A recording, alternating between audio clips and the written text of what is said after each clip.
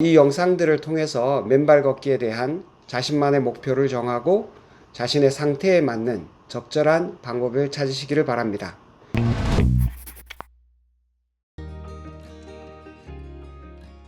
안녕하세요. 지구에서 가장 행복한 의사, 대구 행복한 재활의학과 김정훈입니다.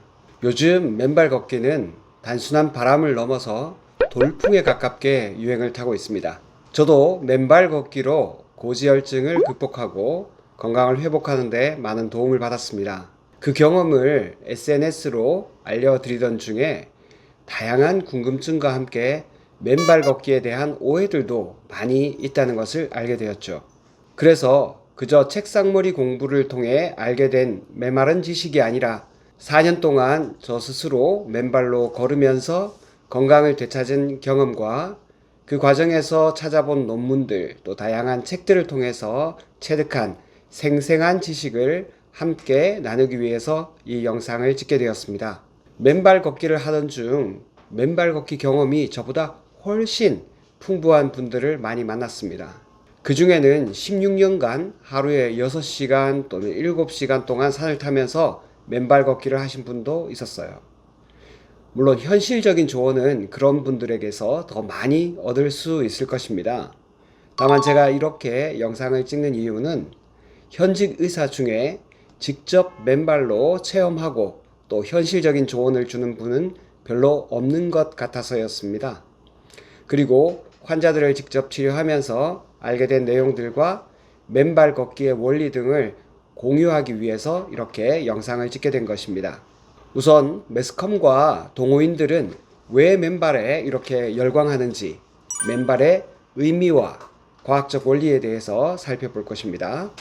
그리고 맨발 걷기의 실질적인 효과, 그리고 주의할 점은 어떤 것이 있는지 하나하나 지금부터 알아보겠습니다. 최근 몇 개월간 제 SNS 계정으로 수많은 질문이 쇄도했습니다. 맨발 걷기를 하면서 좋았던 점, 힘들었던 점, 그리고 그 과정에서 품게 된 궁금증과 문제점에 대해 일일이 답을 다 해드릴 수 없었는데 이 기회에 좀 정리해 보도록 하겠습니다. 그중 일부는 정말 건강에 도움이 되는 것도 있고 어떤 것은 근거가 부족한 것도 있습니다. 때로는 터무니없이 너무 과도한 기대로 오히려 건강을 해치는 경우도 드물긴 하지만 분명 있었습니다. 이 영상들을 통해서 맨발 걷기에 대한 자신만의 목표를 정하고 자신의 상태에 맞는 적절한 방법을 찾으시기를 바랍니다. 그래서 이 지구별 여행을 좀 더 평화롭고 건강하게 해 나가시기를 기원합니다. 이 영상들 시리즈물을 앞으로 쭉 보시고 나면 다음과 같은 내용들을 알게 되실 것입니다. 도대체 맨발로 걷는다는 것은 과연 어떤 의미일까요? 두 번째, 맨발 걷기의 구체적인 효과는 또 무엇일까요? 세 번째, 이 낯선 움직임, 맨발 걷기로 우리가 땅을 걸어갈 때 주의할 점은 또 없을까요? 네 번째, 어떻게 하는 것이 나에게 가장 잘 맞는 효과적인 맨발 걷기일까요? 앞으로 하나하나 살펴보도록 하겠습니다. 지금부터는 맨발의 의미, 도대체 맨발이 뭐라고 이렇게 맨발을 제가 강조하는지 앞으로 알아보도록 하겠습니다. 제가 어릴 때는 다 맨발로 산으로 들로 뛰어다녔습니다. 어쩌면 우리 자녀 세대에게는 이런 기억이 많이 없을지도 모릅니다. 제가 68년생이니까 제가 어릴 때인 70년대는 동네 포장된 도로가 거의 없었습니다. 동네에서는 구슬치기 하기 좋은 흙길이 전부였죠. 그때도 신발을 신고 다니긴 했는데 놀러 다닐 때는 맨발로도 많이 다녔습니다. 그러다 어느 날 마을 어귀에 널따란 신장로가 생기고 80년대가 되고 나니까 마을 구석구석에 시멘트 도로가 깔렸습니다. 그 당시 시멘트 도로는 우리 동네가 좋아졌다, 좀 잘 살게 됐다 하는 하나의 상징 같았습니다. 미국에 다녀온 사람들이 가끔 있었는데요. 미국의 도로는 전부 다 포장되어 있어서 신발에 흙 묻힐 일이 없다, 이런 말을 들었습니다. 그러니까 미국 사람들은 신발을 신고 안방까지 들어간다더라 하는 소문도 들었습니다. 그 당시는 그런 일이 도대체 가능할까 하면서 신기해 했었는데 벌써 오래전에 우리나라도 그런 형편이 되었습니다. 하루 종일 어쩌면 일주일 내내 흙 한번 밟아볼 일이 없을 때가 종종 있습니다. 여하튼 포장된 도로가 자꾸 많아지면서 흙을 밟는 일은 점점 드물어졌고, 그렇게 우리는 인류의 고향인 대지와 자꾸만 단절되어 왔습니다. 그런데 최근 맨발 걷기 열풍이 불고 있습니다. 4년 전 수성목과 앞산을 제가 맨발로 걸을 때 맨발 가족을 100명 중에 1명 정도 만났다면, 지금은 거의 맨발 반, 신발 반 정도라고 할 정도로 맨발로 걷는 분들을 쉽게 찾아볼 수 있습니다. 물론 겨울철에는 많이 좀 줄긴 하죠. 그렇지만 이제 날이 따뜻해지면 맨발로 걷는 분들과 많이 만날 수 있습니다. 맨발로 우리가 땅을 디디고 산다는 건 과연 어떤 의미가 있는지 지금부터 의학적으로 한번 살펴보도록 하겠습니다. 우리 몸을 구성하고 있는 다양한 조직들이 있습니다. 그중 힘줄, 근육, 혈관, 뼈, 피부, 이런 조직들을 결체 조직이라고 합니다. 쉽게 말하면 장기나 세포 사이사이를 연결하는 조직을 말하는 거죠. 그런데 이런 조직들은 따로 떨어져 있는 게 아니라 전부 다 하나로 연결되어 있습니다. 그 연결 매개체가 바로 전자입니다. 그러니까 한마디로 얘기하면 사람의 몸은 전자가 돌아다니지 않으면 제대로 작동이 안 되는 하나의 전자기기 같은 거라는 거죠. 휴대폰은 며칠만 충전 안 하면 배터리가 닳아서 아예 못 쓰게 됩니다. 사람도 전자기기니까 충전을 하지 않으면 방전이 됩니다. 사람의 몸이 산소를 에너지로 쓰면서 불가피하게 발생하는 것이 바로 활성산소입니다. 산소가 연소하고 남은 일종의 찌꺼기 같은 것이죠. 활성산소는 정상적이라면 우리가 사용하는 산소의 약 2% 정도 발생합니다. 맨발로 지구와 만나 충전을 하는 것이 일상이었던 우리 조상은 이 정도의 활성산소는 우리 몸속에 있는 효소의 도움을 받아서 잘 제거할 수 있었습니다. 그러면 큰 문제가 되지 않습니다. 그러나 매연과 오염된 공기, 각종 화학 성분이 가득한 음식들과 다양한 스트레스로 인해 활성산소가 비정상적으로 많은 현대 환경에서는 분명히 문제가 됩니다. 활성산소가 넘쳐나는 환경에서 충전을 위한 특단의 조치 없이 우리 몸을 계속 사용한다면 만성염증과 DNA의 변형까지 생깁니다. 사람이 충전하는 방법에는 어떤 것이 있을까요? 네, 물론 잠을 자는 것도 좋은 충전 방법입니다. 그러나 잠 말고도 또 다른 충전 방법이 있습니다. 그것이 바로 사람이 맨발로 지구와 만나는 것이죠. 맨살이 맨 땅과 만나는 것, 이것이 또 다른 충전 방법입니다. 사람은 신발을 신고 다니면서 지구와 직접적인 접촉에서 멀어지기 시작했습니다.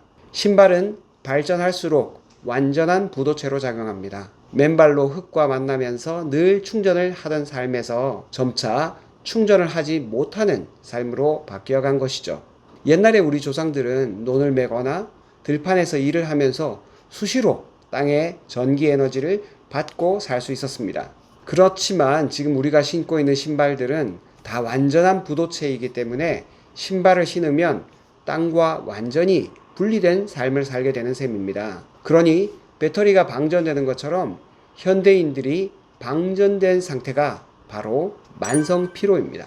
현대인의 만성피로는 어쩌면 충전을 하지 못한 당연한 결과일지도 모릅니다. 제 SNS에 누군가 신발 때문에 지구와 멀어지게 된 것을 이렇게 누군가가 표현하셨습니다.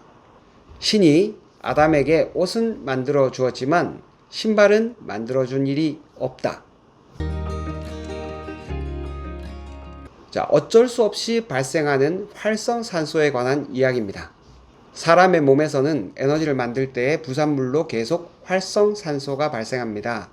활성산소라는 것은 우리 몸에서 산소를 사용하여 에너지를 만드는 과정에서 생기는 것으로 전자쌍을 이루지 못해서 불안정해지는 산소들을 말합니다. 전체 산소 소비량의 약 2% 정도가 늘 활성산소로 바뀝니다. 불안정한 활성산소는 반응성이 강해서 연쇄적으로 세포 안에 들어있는 다른 단백질, 지질, 핵산 이런 것들을 산화시킵니다. 그 결과 세포의 노화, 사멸을 촉진하여 만성질환을 일으키기도 합니다. 암, 파킨슨병, 치매와 같은 치명적인 질환뿐만 아니라 흔히 볼 수 있는 고지혈증, 당뇨, 비만과 같은 대사성 질환을 일으키기도 합니다.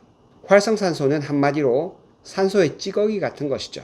활성산소가 일으키는 염증 때문에 조직이 붓거나 다양한 만성 통증을 일으키기도 합니다. 활성산소는 인간이 살아가면서 산소를 이용하여 에너지를 만드는 과정에서 불가피하게 생길 수밖에 없는 것입니다. 만일 산소를 이용하지 않았다면 인간은 지금과 같은 진화된 모습을 갖출 수 없었을 것입니다. 미토콘드리아라는 내장형 배터리를 세포 안으로 끌어들인 결과 인간은 고성능 배터리를 장착한 전자기계가 된 셈입니다. 미토콘드리아는 원래 우리 세포와는 완전히 다른 생명체였는데 약 20억 년 전에 원시 대기의 점차 산소 농도가 증가하면서 우리 세포 속으로 들어와서 함께 살게 되었습니다. 인간 몸에는 대략 40조 개의 세포가 있는데 각 세포마다 미토콘드리아가 적게는 수백 개, 많으면 수천 개까지 있습니다. 각 세포가 얼마나 에너지를 많이 쓰는가에 따라서 미토콘드리아의 개수가 달라지는 것이죠. 세포 안에는 필수 유전 정보를 가지고 있는 유전자가 담긴 세포핵 하나와 수백, 수천 개의 미토콘드리아가 있습니다. 인체에서 물을 제외하고 건조 중량을 계산해 보면 미토콘드리아의 중량이 절반이 넘습니다. 그러니까 인체의 주인공은 어쩌면 내장형 배터리인 미토콘드리아일지도 모릅니다. 어쨌든 인류가 지금의 효율적인 몸을 가지게 된 데는 산소의 영향이 무척이나 컸습니다. 그리고 그 산소를 이용하여 에너지를 만드는 미토콘드리아가 매우 중요한 역할을 한 것도 사실입니다. 자, 그러면 활성산소가 모두 나쁘기만 한 걸까요? 위에서 언급한 것처럼 산소를 에너지로 사용하는 중에 발생한 찌꺼기인 활성산소가 과도하게 쌓이면 노화와 질병을 일으킵니다. 에너지를 만드는 과정에서 만들어진 이 적당한 양의 활성산소는 세포 내에서 효소의 활성을 조절하고 호르몬을 만들고 세포의 성장, 분화를 돕습니다. 또한 적당한 활성산소는 수명이 다한 세포들을 정리하고 외부 침입자들을 또 공격하는 중요한 역할도 합니다. 활성산소는 농도에 따라서 세포 내의 환경을 잘 조절할 수도 있고 세포 내의 환경을 엉망으로 만들 수도 있습니다. 적당한 농도에서는 문제가 있는 세포들이 자연스럽게 사라지도록 만듭니다. 이런 상황을 세포 자연사라고 합니다.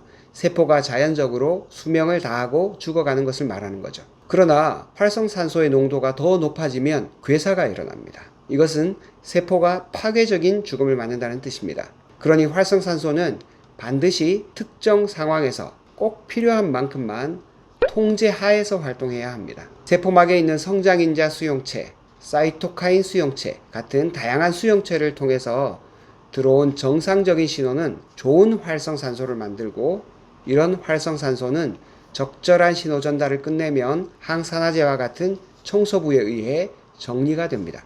갑자기 넘쳐나는 활성산소 유발 환경에 대해서 알아보겠습니다. 현대인은 오염된 공기, 물, 토양, 자외선, 산화된 식품, 이런 다양한 화학 처리를 거친 음식, 자연적으로 분해되지 못하는 온갖 화학 물질들, 약물, 담배, 과도한 스트레스, 온갖 활성산소를 유발하는 환경에 둘러싸여 있습니다. 현대의학은 외상이나 감염과 같은 급성 질환 분야에서는 예전과는 비교조차 할 수 없는 발전을 보여왔지만 짧은 기간에 급증한 활성산소로 인해 발생하는 만성 질환에는 거의 대책이 없는 상태입니다. 최근 의학계는 노화도 과도한 활성산소의 영향으로 이해하는 경향이 있습니다. 최근에 이런 연구 결과를 종합해보면 과도한 활성산소를 없앨 수만 있다면 사람은 훨씬 더 건강하고 오래 살 수 있을 것이라고 합니다. 이 문제에서는 거의 모든 과학자들이 동의하고 있습니다. 이제 활성산소를 중화시키는 항산화제에 대해서 알아보도록 하겠습니다. 이렇게 살면서 발생하는 과도한 활성산소를 해결하는 방법에는 어떤 것이 있을까요? 첫 번째, 내부 항산화제가 있습니다. 우리 몸에는 미토콘드리아에서 끊임없이 만들어지는 활성산소라는 찌꺼기를 제거하는 청소부가 있습니다. 이 청소부는 모두 효소입니다. 카탈라제, SOD 이런 다양한 효소가 있어서 미토콘드리아에서 끊임없이 만들어내는 활성산소들을 우리가 다 중화시키고 있습니다. 두 번째는 외부 항산화제가 있습니다. 항산화제를 음식이나 영양제로 섭취하는 것도 한 가지 방법이 됩니다. 비타민 C, 비타민 E, 아연, 셀레늄 이런 항산화 효과가 있는 음식을 섭취하는 것도 참 좋은 방법입니다. 그러나 토양의 산성화와 또 식물을 기르기 위해서 사용하는 다양한 화학 제품들로 인해서 식물 안에 포함된 비타민과 미네랄이 40년 전에 비해서 거의 10분의 1 수준으로 줄어들었습니다. 이렇게 환경 오염이 진행된 현대사회에서는 항산화 음식을 충분히 섭취하기가 어렵습니다. 그래서 영양제로 보충할 수도 있는 것이죠. 그런데 그렇게 먹는 것 외에 항산화 효과를 누리는 방법은 또 없을까요? 세 번째가 무한한 항산화제, 바로 지구입니다. 반드시 먹어서 항산화제 효과를 볼 수 있는 것은 아니죠. 우리가 신발을 벗고 맨발로 땅과 만날 때 우리는 또 하나의 무한한 항산화제를 만나는 것입니다. 맨발로 지구와 만나면 지구에 있는 자유전자가 우리 몸으로 들어오게 됩니다. 실제 실험을 해보면 압니다. 신발을 신었을 때 우리 몸과 땅은 일정 정도의 전이차가 있습니다. 그런데 땅과 우리가 맨발로 만나는 순간 이 전이차가 사라집니다. 신발을 신으면 전이차가 생기던 것이 맨발로 땅과 만나면 사라지는 것은 땅에 있는 자유전자들이 몸으로 흡수되면서 전자쌍을 이루지 못하던 활성산소들을 전기적으로 중화시킨다는 의미입니다. 불안정하던 활성산소들이 안정적으로 전자쌍을 이루면서 염증을 완화하고 유전자를 보호하는 것입니다.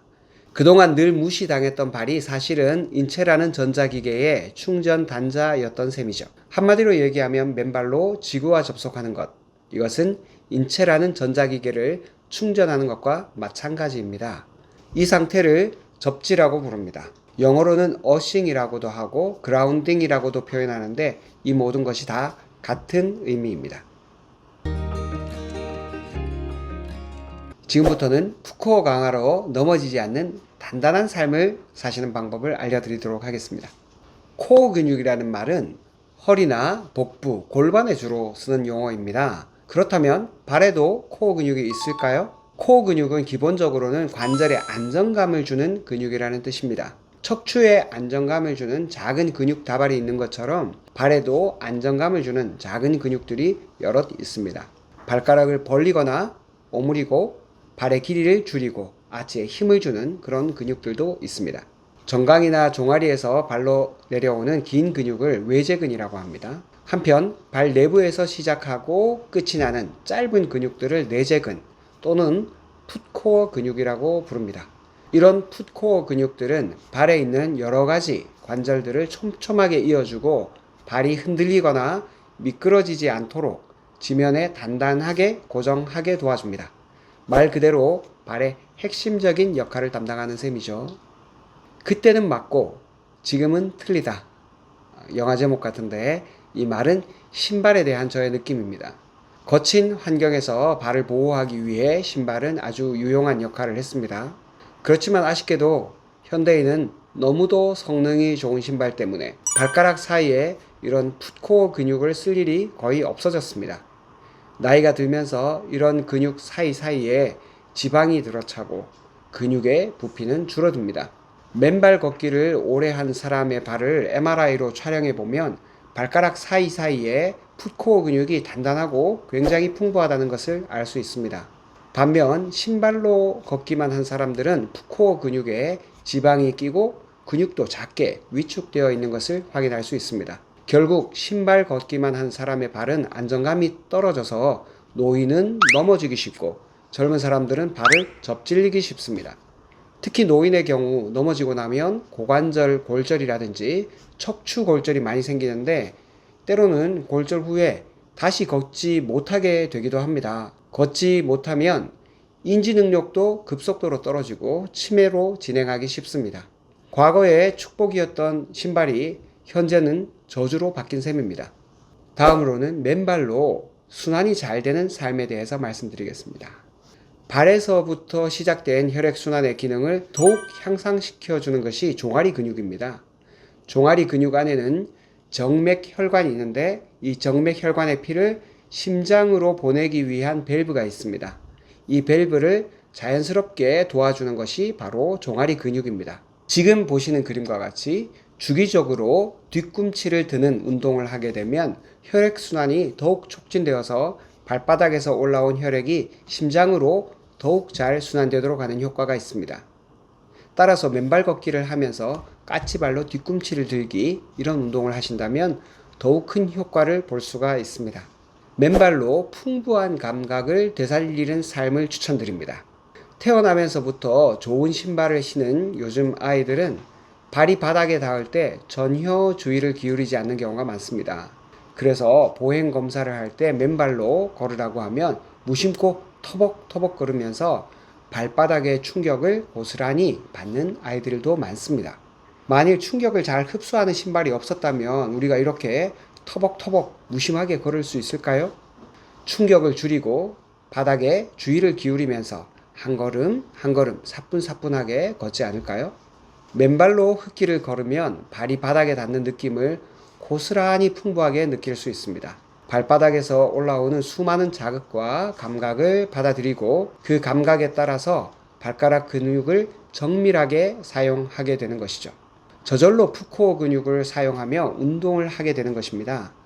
풋코어 근육에 지방이 줄어들고 탄탄한 근육으로 가득 차게 될 때 저의 삶도 더욱 탄탄해지는 것처럼 느낍니다.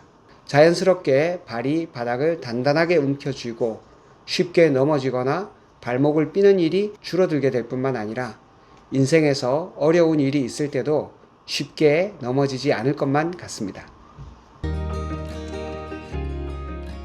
솔직히 말씀드리면 저는 평발입니다. 필요하면 발이 답답하고 묵직하게 느껴지곤 하죠. 제가 처음 발 마사지를 받았을 때 그 느낌이 아직도 생생합니다. 온몸에 매달고 있던 짐이 확 벗겨지는 듯한 아주 가벼워지는 그런 느낌이었습니다. 분명히 발을 만져준 것 뿐인데 온몸이 가뿐해지는 기분은 정말로 말로 표현하기 어려울 정도로 상쾌했습니다. 발 마사지를 받아본 분들은 아시겠지만 발에 적절한 압력을 가하는 것만으로도 온몸에 혈액이 가속도가 붙는 그런 느낌이 듭니다. 굳어진 발 근육을 풀어주면 온몸을 떠받치느라 잔뜩 긴장한 발뿐만 아니라 정신적인 스트레스까지 해소되고 온몸의 세포들에게 마치 평화의 메시지를 전하는 것처럼 느껴집니다. 발에 적절한 자극을 가하면 혈액순환이 원활하게 되는 것은 과학적인 사실입니다. 그런데 발 마사지는 발에만 효과가 있는 것이 아니라는 관점도 있습니다. 중국, 인도, 이집트, 아메리카 대륙 이렇게 서로 교류가 활발하지 않았던 다양한 고대 문명들이 하나같이 발이 인체에 미치는 광범위한 영향을 알고 있었습니다. 지금으로부터 2300년 전부터 고대인은 발에 몸의 장기와 연결되는 특별한 지점들이 있다고 믿었습니다. 이 믿음은 현대의학이 발을 이해하는 관점과는 또 다른 관점을 제시해 줍니다. 보완 대체의학의 핵심, 발 반사요법에 대해서 말씀드리겠습니다. 반사요법, 리플렉솔로지라는 말은 발뿐만 아니라 손이나 귀에도 반사 지점들이 있어서 특정한 장기들이 손이나 발, 귀와 연결되어 있다고 믿는 보완 대체의학의 한 분야입니다. 영국은 발 반사요법을 보완 대체의학의 한 분야로 보고 질병에 효과가 있는 분야를 선정해서 관리하고 있습니다. 실제 덴마크와 노르웨이 등지에서는 매년 족부 반사요법을 이용하는 사람들이 6% 정도 된다고 합니다. 발 반사요법으로 수면의 질을 개선하거나 관절염이 호전되었다는 보고뿐만 아니라 진행된 암 환자들의 통증을 개선하고 스트레스를 낮추어서 삶의 질을 개선했다는 보고도 있습니다. 이런 반사요법의 기전들은 아직 과학적으로 모두 다 검증된 것은 아닙니다. 언제쯤 그 기전들을 다 밝힐 수 있을지도 아직은 확실하지 않습니다. 그러나 공짜로 지구로부터 발 마사지를 받는다는 것만으로도 기분이 좋아지고 평온한 느낌을 받을 수 있습니다. 관점을 조금만 바꾸면 내가 지구를 밟는 것이 아니라 중력과 지구가 나를 부드럽게 마사지해주고 있다는 것을 알게 됩니다. 이것은 자연이 인류에게 주는 모든 혜택을 평화롭게 누리는 일이라고 생각합니다. 발을 소중히 여기는 사회. 어떤 사회가 가장 바람직한 사회일까요? 저는 발을 소중히 여기는 사회가 바람직한 사회라고 생각합니다. 왜 이런 뚱딴지 같은 소리를 하는지 한번 들어보시죠. 스위스는 대중교통과 시설물을 만들 때 장애인에게 가장 큰 우선순위를 둡니다. 그들을 위한 공간과 편의시설을 갖추는데 많은 비용을 당연한 듯이 씁니다. 버스에서 가장 좋은 자리는 장애인을 위한 자리고 그들을 위해 버스의 난간을 바닥과 딱 밀착하는 별도의 장치를 마련해 놓았습니다. 가장 약한 사람들을 얼마나 배려하는가 하는 것으로 그 사회의 품격을 알 수 있습니다. 스위스는 금융 강국이고 정밀의 산업이 발달한 나라입니다. 그러나 스위스가 가진 진정한 국가 경쟁력은 가장 약한 사람들에게 보내는 차별 없는 시선과 사회적 배려가 아닐까 하는 생각을 하게 됩니다. 부처님이 살던 시대는 여자라면 사람 취급도 하지 않았던 때입니다. 지금도 인도는 계급으로 사람을 나누어서 차별하는 전통이 뿌리 깊은데 2500년 전에는 오죽했겠습니까? 그러나 부처님은 여자도 똑같이 수행자로 받아들였습니다. 물론 주변에 거센 반대도 있었지만 아랑곳하지 않았습니다. 부처님이 보기에 여자도 남자와 전혀 다를 바 없는 소중한 존재였으니까요. 예수님이 살던 시대도 마찬가지입니다. 이스라엘은 사람의 숫자를 셀 때 여자와 아이는 아예 셈에 넣지도 않았습니다. 하지만 예수님도 고아와 과부를 특별히 더 소중히 여기셨던 것 같습니다. 왜 그러셨을까요? 그 문화에서 가장 소외받고 가장 비천하게 여겨지는 사람들을 소중하게 바라보는 시선이 성인의 시선이며 신의 성품이기 때문이 아닐까요? 그렇다면 발을 가장 비천하고 못난이처럼 취급해오던 문화적 관습을 버리고 발을 소중하게 여기면 어떤 일들이 벌어질까요? 소외받던 발을 소중하게 여기고 발의 목소리에 귀를 기울인다면 우리 온몸이 더욱 건강해지지 않을까요? 예수님과 부처님이 여자와 어린아이들을 소중하게 대하셨던 것처럼 우리도 그동안 소외되었던 발을 소중하게 대한다면 우리의 몸도 우리의 사회도 더욱 평화롭고 바람직한 사회가 되지는 않을까요?